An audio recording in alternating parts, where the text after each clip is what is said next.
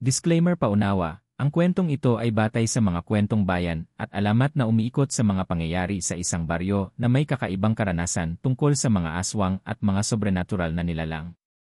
Ang mga pangyayari ay maaaring may halong kathang-isip at hindi dapat gawing batayan ng totoong buhay. Pinapayo namin ang pag-iingat sa pagtingin sa mga kababalaghan at pananatili sa bukas na pag-iisip.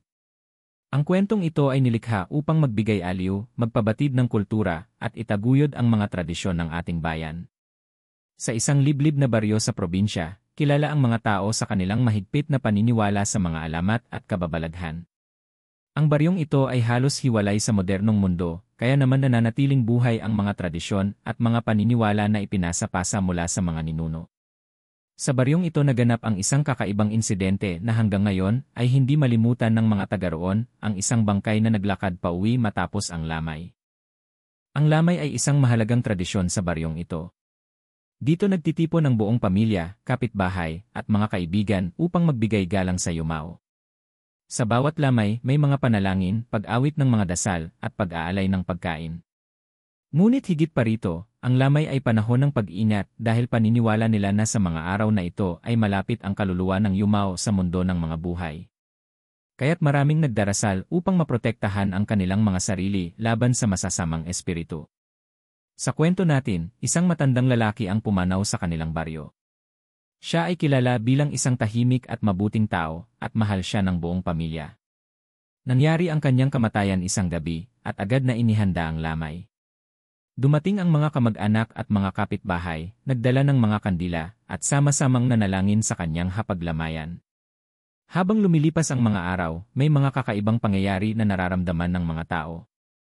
May mga kaluskos na hindi maipaliwanag, mga aninong dumadaan sa gilid ng bahay, at ang malamig na hangin ay tila palaging dumadaan sa isang direksyon lamang. Hindi ito naisipan ng marami bilang isang normal na bagay, ngunit sa ilang mga tao ay nagsisimula na silang mangamba. Isang gabi, habang patuloy ang lamay, may mga nakakita ng kakaibang pangyayari, ang bangkay ng matanda ay tila gumalaw. Sa umpisa, inisip nila na ito ay bunga ng pag-iisip lamang o kaya ay ang malakas na hangin. Ngunit nang makita nilang lumakad ang bangkay paalis ng bahay, nagsimula na silang manginig sa takot. Hindi ito basta-basta nangyari, ito ay isang bagay na kinatatakutan nila sa mga alamat tungkol sa mga aswang at mga espiritu ng mga yumao na hindi mapayapa. Ang takot ay kumalat sa baryo. Ang lamay na dapat sana ay panahon ng pagdadalamhati at paggunita, ay naging panahon ng pangamba at takot. Nagsimulang mag-usap-usap ang mga tao tungkol sa mga kwento ng aswang, ng mga nilalang na kumakain ng laman ng tao, at mga kaluluwang naliligaw. Ang mga matatanda ay muling nagkwento ng mga tradisyon na matagal nang nakalimutan, mga panalangin at ritual na dapat gawin upang maprotektahan ang buhay at kaluluwa ng mga tao. Sa unang bahaging ito, ipinakilala natin ang baryo, ang kanilang kultura, ang lamay, at ang pagsisimula ng mga kababalaghan na siyang magiging sentro ng kwento.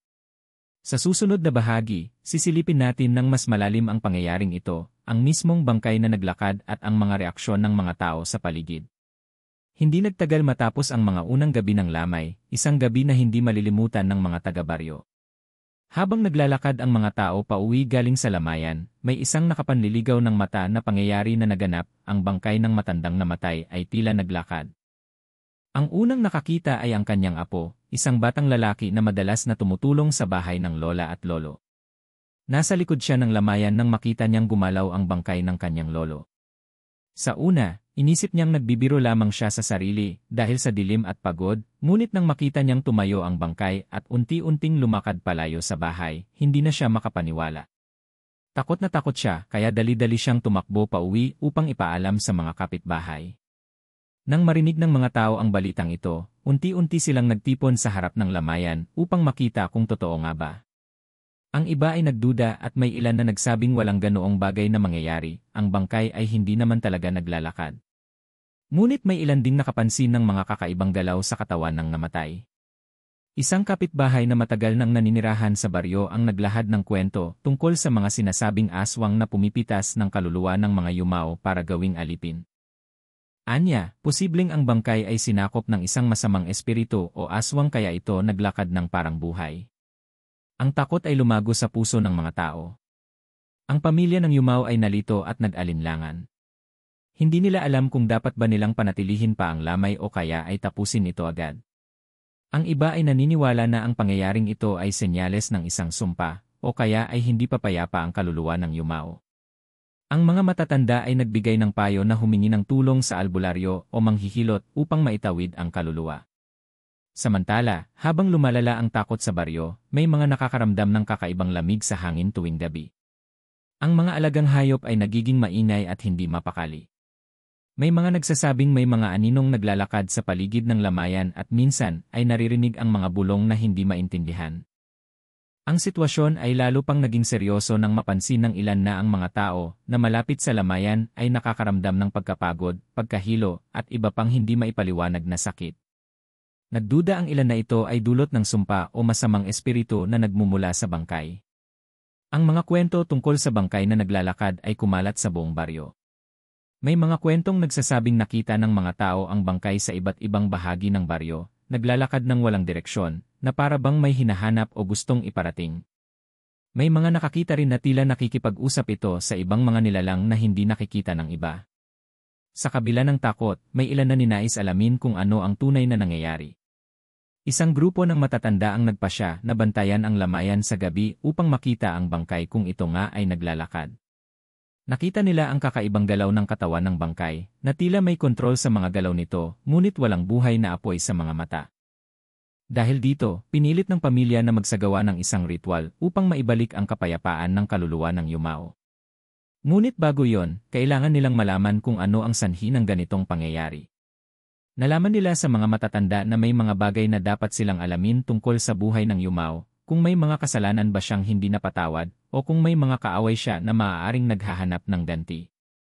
Ang mga kwento tungkol sa bangkay na naglakad ay hindi lang kwento ng takot kundi isang paalaala sa baryo na ang buhay at kamatayan ay may koneksyon sa mga espiritu ng kalikasan at mga nilalang na hindi nakikita ng karaniwang mata. Ang mga tao ay napilitang harapin ang kanilang mga paniniwala, mga takot, at ang mga katotohanan na hindi maipaliwanag ng agham. Sa susunod na bahagi, sisilipin natin ng mas malalim ang pinagmulan ng aswang at kung paano ito may kaugnayan sa pangyayaring ito. Sa bawat baryo, may mga alamat na tumatak sa puso ng mga tao.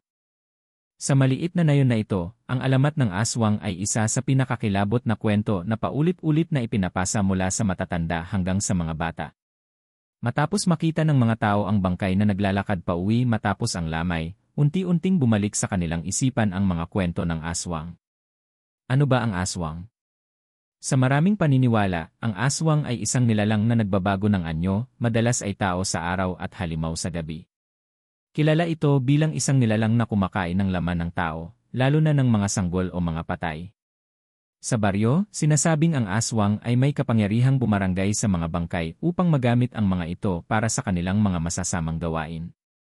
Sa mga matatanda, may mga kwento ng isang aswang na naging bahagi ng pamilya ng namatay.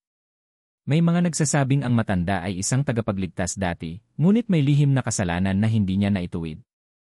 May iba naman na naniniwala na may isang aswang na gustong kunin ang kaluluwa ng matanda at ginamit ang bangkay upang matupad ang kanilang balak. Dahil sa mga kwentong ito, ang mga tao ay lalong kinatakutan ang bangkay. Nagsimula silang magsipatrol sa gabi, nag-iingat sa mga madilim na sulok ng baryo, at iniwasan ang mga lugar na pinaniniwalaang pinagpapasyahan ng mga aswang. Sa isang pagtitipon, nagkwento ang isang matandang babae tungkol sa mga sinaunang paniniwala. Ayon sa kanya, ang mga aswang ay may mga ritual na ginagawa tuwing gabi upang palakasin ang kanilang kapangyarihan. Sinasabing kapag ang isang bangkay ay naglakad, ibig sabihin nito ay kontrolado ito ng aswang na naglalakbay sa pagitan ng mundo ng mga buhay at ng mga patay. Ipinakita rin niya ang ilang mga antigong gamit na ginagamit para labanan ang aswang, tulad ng bawang, asin, krus, at mga dasal na matagal nang naipasa sa kanilang lahi. Ngunit anya, mas mahirap ang laban sa isang aswang na may malakas na sumpa o kapangyarihan. Sa kabila ng mga takot, may ilan ding nagtanong kung may paraan ba upang mapatahimik ang aswang o mabawi ang kaluluwa ng matanda. Napag-usapan nila ang posibleng paglapit sa mga albularyo o espiritista na may kakayahang makipag-usap sa mga espiritu. Isang gabi, habang nag-iingat ang ilan sa mga tao, may nakita silang isang aninong nagmumula sa bangkay. Ang aninong ito ay tila sumusunod sa yapak ng bangkay habang naglalakad sa gitna ng kadiliman. Ipinakita nito ang mga katangian ng aswang, nakakatakot, mabilis at palihim. Ang pagkakita sa anino ay nagdulot ng panibagong takot sa baryo. Marami ang nagdasal at humiling ng proteksyon. Ang mga matatanda ay nagbigay ng babala na kailangang kumilos agad upang hindi lumala ang sitwasyon. Habang tumatagal, dumami ang mga kwento tungkol sa ibang mga lugar sa baryo na naapektuhan ng aswang. May mga hayop na nawawala, mga tao na nagkakasakit ng hindi maipaliwanag, at mga panliligaw ng aswang sa mga kababaihan sa gabi. Ang mga pangyayaring ito ay nagtulak sa baryo na magtipon-tipon upang pag-usapan ang kanilang mga hakbang. May mga plano silang magdaos ng ritual upang labanan ang aswang, at may mga nais magpatulong sa mga dalubhasa sa mga kababalaghan. Ngunit sa kabila ng mga pagsisikap, ang aswang ay nananatiling isang misteryo, isang nilalang na hindi basta-basta matitinag o mapapatay. Ito ay parang anino na sumusunod sa mga tao, naghahanap ng pagkakataong pumasok sa kanilang mga buhay. Sa pagtatapos ng bahaging ito, malinaw na ang aswang ay hindi lamang alamat kundi isang tunay na banta sa kanilang baryo. Sa susunod na bahagi, sisilipin natin ang mga kaganapan sa gabi kung saan lalong sumisidhi ang mga pangyayari. Habang lumalalim ang gabi sa baryo, hindi na lamang simpleng takot ang nadarama ng mga tao, kundi isang nakakaungot na pangamba na tila bumabalot sa kanilang mga puso't isipan. Ang mga gabi ay nagiging oras ng mga kababalaghan at hindi maipaliwanag na mga pangyayari. Matapos ang insidenteng nakita ang bangkay na naglakad pa uwi mula sa lamayan, naging mahigpit ang bantay sa buong baryo. Ang mga tao ay nagdudugtong-dugtong ng kanilang mga kwento ng mga kakaibang nararamdaman tuwing gabi. May mga nagsasabing may mga aninong gumagala sa mga kalsada, mga boses na bumabalot sa hangin, at mga hayop na biglang nagsisigising na parang may hinahanap. Sa gabi, ang mga bahay ay pinagtitibay ng mga tao. Ang mga bintana ay binabantayan at sinisiguradong may mga bawang at asin na nakasabit bilang pananggalang. Ang mga kabataan ay pinagbabawal lumabas ng gabi upang maiwasan ang panganib. Isang gabi, may mga nagulat na may narinig silang malalakas na kaluskos mula sa kagubatan malapit sa baryo. Ang mga ito ay mga tunog na hindi pangkaraniwan, tila may mga nilalang na naglalaban o naghahanap ng kanilang biktima. Ang mga matatanda ay nagbabala na baka ito na ang mga aswang na nagtitipon upang magplano ng susunod na galaw. Ang ilan sa mga tao ay nag-organisa ng grupo para maglakas loob na magsiyasat. Pinili nilang sundan ang mga kaluskos upang makita kung ano ang pinagmulan. Habang sila ipapalapit, naramdaman nila ang malamig na hangin at unti-unting napalilibutan ng dilim na tila humihigpit sa kanilang mga dibdib. Sa kabila ng takot, nagpatuloy sila. Sa di kalayuan, nakita nila ang isang aninong nagliliparan sa pagitan ng mga puno, isang aswang. Ang kanyang anyo ay isang halo ng tao at halimaw, na may matutulis na kuko, malalaking mata, at nakakakilabot ng ngiti. Sa paningin ng grupo, naging malinaw na ang bangkay na naglakad ay bahagi lamang ng mas malaking plano ng mga nilalang na ito. Ang laban sa pagitan ng mga tao at aswang ay hindi madaling labanan. Ginamit nila ang mga bawang, asin at krus, ngunit ang mga aswang ay tila may kakayahang umiwas sa mga ito. May mga sugatan sa mga tao at may ilan na nawawala. Isa sa mga pinakatapang na lalaki sa baryo ang nagpasya na harapin ng harapan ang mga aswang. Siya ay isang albularyo na may malalim na kaalaman sa mga ritual at dasal para sa laban sa mga masamang espiritu. Nagdala siya ng mga antigong kagamitan, mga halamang gamot, at mga basbas upang protektahan ang sarili at ang mga kasama.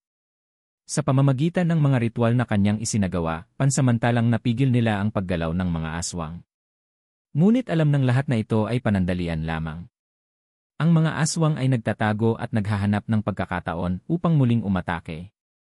Habang lumalalim ang gabi, naramdaman ng mga tao na ang kanilang baryo ay tila naipit sa gitna ng isang kakaibang digmaan, isang digmaan na hindi nakikita ng mata, ngunit ramdam sa puso at kaluluwa. Sa kabila ng lahat, ang kanilang tapang at pagkakaisa ang naging sandigan upang mapanatili ang katahimikan. Ang mga gabi ay patuloy na puno ng takot, ngunit ang mga tao ay nagsimula ng bumuo ng mga plano para sa mas matibay na depensa at proteksyon.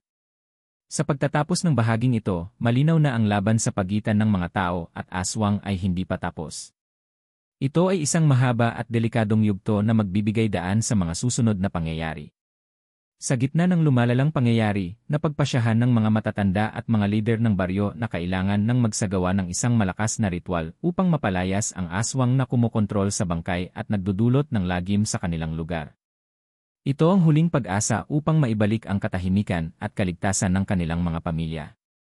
Ang ritual ay pinamunuan ng isang kilalang albularyo, isang matandang lalaki na may malawak na karanasan sa pakikipaglaban sa mga masamang espiritu. Sa kanyang kamay nakasalalay ang pag-asa ng buong baryo. Sa pagdating ng gabi ng ritual, ang buong baryo ay nagtipon sa harap ng lamayan, ang lugar kung saan unang nakita ang bangkay na naglakad. Ang mga tao ay nagdala ng mga gamit tulad ng bawang, asin, krus, langis ng tanglad, at mga kandila. Ang hangin ay malamig at tahimik, ang bawat isa ay puno ng pag-asa at kaba. Sinimulan ng albularyo ang ritual sa pamamagitan ng pag-awit ng mga sinaunang dasal at paglalagay ng mga palamuting gawa sa dahon ng tanglad at mga bulaklak. Iniikot niya ang mga ito sa paligid ng lamayan habang binabasa ang mga orasyon na matagal nang ipinasa sa kanyang pamilya. Habang lumalalim ang gabi, naramdaman ng mga tao ang pagbabago sa paligid, tila may enerhiyang kakaiba na dumadaloy. Ang mga apoy ng mga kandila ay nagsimulang sumayaw, at ang mga anino ay nagkaroon ng kakaibang hugis.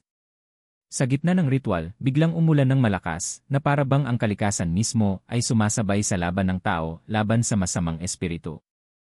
Ang albularyo ay hindi nagpatinag, patuloy siyang nagdasal at naglakad sa paligid ng lamayan, sinusunog ang mga damo at nagsisigaw ng mga salita ng kapangyarihan. Sa isang punto, naramdaman ng mga tao na parang may lumapit na malamig na hangin at may kakaibang tunog ng hagulgol na dumaan sa paligid. Ito ang hudyat na ang aswang ay nagbigay ng kanyang tugon. May mga aninong nagpakita sa gilid ng lamayan, ngunit ang mga ito ay napalayas ng matibay na pananalig at lakas ng albularyo. Habang nagpapatuloy ang ritual, ang mga tao ay nanalangin ng buong puso. Alam nila na hindi lamang ito laban sa mga nilalang na iyon, kundi pati na rin sa mga takot at pangamba na bumabalot sa kanilang mga isipan. Sa kalaunan, nang sumapit ang hating gabi, naramdaman nilang unti-unting humupa ang enerhiya ng masamang espiritu. Ang lamayan ay naging tahimik muli, at ang bangkay na naglakad ay bumalik sa kanyang katahimikan. Ang mga tao ay nagpasalamat sa Diyos at sa albularyo na nagligtas sa kanila mula sa panganib. Ngunit alam ng lahat na ang laban ay hindi natapos dito. Ang mga aswang ay maaaring bumalik at kailangang patuloy na maging handa ang baryo. Ang ritual ay isang paalala na sa kabila ng kadiliman, ang pagkakaisa at pananampalataya ang pinakamalakas na sandata. Sa pagtatapos ng bahaging ito, unti-unting bumalik ang kapayapaan sa baryo. Ngunit may mga tanong pa rin kung ano ang tunay na nangyari sa bangkay at sa aswang. Sa susunod na bahagi, tatalakayin natin ang mga pagbabago at aral na iniwan ng pangyayaring ito. Matapos ang ritual na nagpabalik ng katahimikan sa baryo, unti-unting naibalik ang normal na takbo ng buhay. Ngunit hindi na tulad ng dati ang mga tao. Ang mga pangyayaring pinagdaanan nila ay nag-iwan ng malalim na baka sa kanilang mga puso, isipan, at sa mismong baryo. Marami sa mga nakasaksi ng mga kababalaghan ang nagkaroon ng iba't ibang reaksyon. May ilan na lalo pang tumibay ang pananampalataya sa Diyos, may iba naman ay naging mas maingat at sensitibo sa mga espiritual na bagay. Hindi na nila basta-basta pinapansin ang mga panlabas na bagay, mas pinili nilang magtuon sa kanilang panloob na kalakasan at proteksyon. Sa pangkalahatan, naging mas buo ang pagkakaisa ng mga taga-baryo. Naging mas matatag ang kanilang samahan dahil sa pagsubok na pinagdaanan nila.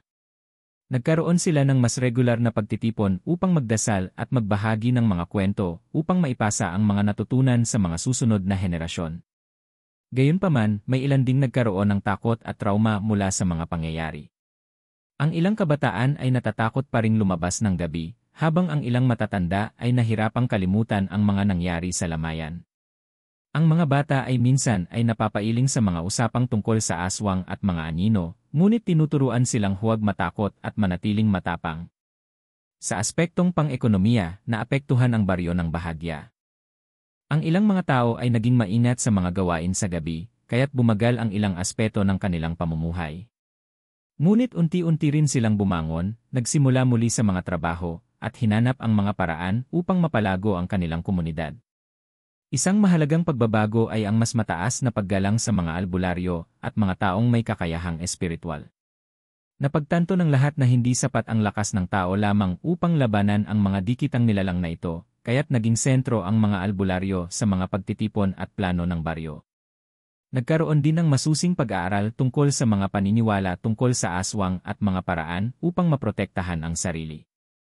Ang mga matatanda ay nagturo ng mga sinaunang kaalaman sa mga kabataan upang hindi ito makalimutan. Sa kabila ng mga pangyayaring ito, patuloy ang mga kwento at alamat na umiikot sa baryo. Ang bangkay na naglakad ay naging bahagi na ng alamat ng lugar, isang babala sa mga susunod pang henerasyon na maging maingat at huwag baliwalain ang mga palatandaan ng panganib.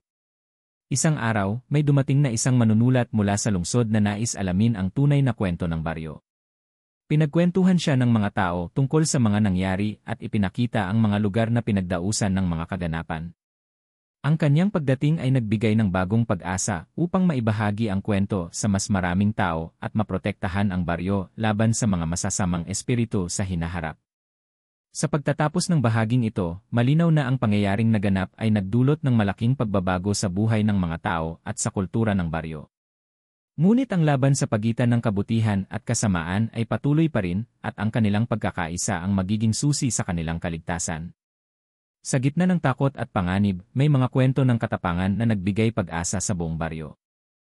Hindi lahat ng tao ay natakot o matras sa harap ng mga di kilalang nilalang. May mga nagpakita ng tapang, nagbuwis ng sarili, at nagsakripisyo upang maprotektahan ang kanilang mga mahal sa buhay. Isa sa mga naging bayani ng kwento ay si Mang Lito, isang matandang magsasaka na kilala sa kanyang tapang at malalim na pananampalataya. Nang makita niya ang mga kakaibang pangyayari, hindi siya natakot. Sa halip, ginamit niya ang kanyang kaalaman sa mga halamang gamot at sinaunang dasal upang tulungan ang kanyang mga kapitbahay. Siya ang nanguna sa mga pangangalap ng bawang at asin, at nagturo sa mga tao kung paano gamitin ito bilang pananggalang. Si Aling Rosa naman, isang ina ng 3 anak, ang nag-alaga sa mga batang naiwang walang kasama nang magsimula ang mga insidente. Kahit na siya ay may takot, pinilit niyang maging matatag at nagbigay lakas ng loob sa mga bata. Siya rin ang nagdala ng pagkain at gamot sa mga sugatang nakipaglaban sa mga aswang. Mayroon ding mga kabataang lalaki tulad ni John na nag-volunteer na magsilbing bantay gabi. Kahit na wala pa siyang karanasan sa mga ganitong laban, determinadong ipagtanggol ang kanilang baryo. Ang kanyang katapangan ay nagbigay inspirasyon sa iba na tumulong at sumama sa kanya sa mga gabi ng pag-ingat. Ngunit hindi rin mawawala ang mga sakripisyo. Isa sa mga pinakamalungkot na kwento ay ang pagpanaw ni Mang Pedro, na tumulong sa pagharap sa aswang ngunit nasugatan ng malubha. Kahit na tinangka niyang pagalingin, hindi siya nakabangon at iniwan ang kanyang pamilya. Ang kanyang pag-aalay ay naging aral at paalala sa lahat na ang laban na ito ay mapanganib at nangangailangan ng seryosong paghahanda. Ang mga kwentong ito ay naging bahagi ng kolektibong alaala ng baryo. Sa bawat pagkukwento ng kanilang mga karanasan, mas lalo pang tumibay ang samahan at ang determinasyon na ipagtanggol ang kanilang tahanan laban sa mga panganib. Sa bawat gabi na lumilipas, ang mga bayani ng baryo ay patuloy na nagbibigay lakas ng loob sa kanilang mga kababaryo. Ang mga kwento ng kanilang tapang at sakripisyo ay naipapasa sa mga kabataan upang magsilbing gabay sa hinaharap.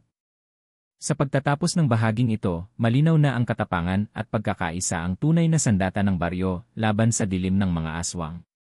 Ang kanilang mga kwento ay patunay na sa kabila ng takot, ang puso ng tao ay may kakayahang magtagumpay.